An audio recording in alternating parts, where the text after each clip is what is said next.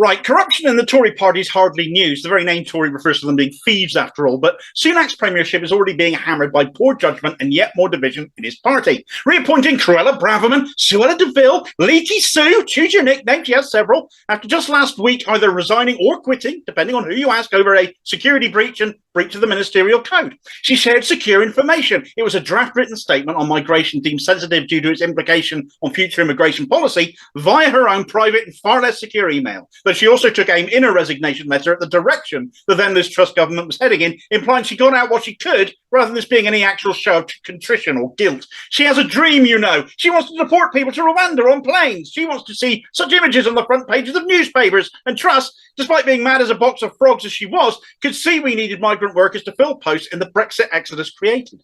That, I think, was the crux of her resignation. But despite being apparently cleared for being promoted back to that same office she vacated by the Cabinet Office less than a week after she left it, this isn't the first time security concerns have been expressed regarding Braverman. She was investigated by the Cabinet Office Government Security Group, a body that basically looks for security risks in government. Such a thing exists. Who knew? Over a leak to the public domain regarding an injunction Braverman was seeking as the then Attorney General against the BBC to stop them identifying an MI5 spy accused of using their position to their own ends. No conclusive evidence against him was ever found. But demands for a proper investigation into Braverman's suitability and past conduct have come not just from Labour, as you'd expect, but from the Tory backbenches. Lex Luthor lookalike Jake Berry, who quit as the party chairman when Sunak got the top job, demonstrating the splits are still there, has put the boot in over this appointment due to the security allegations, claiming in a televised interview he knows of multiple ministerial code breaches, including on issues of cybersecurity linked to her, and he's not been the only one speaking out against Braverman's return on this issue. Head of the Home Civil Service Simon Case is livid over a reappointment as well, and the Cabinet Office Propriety and Ethics team are seething over it.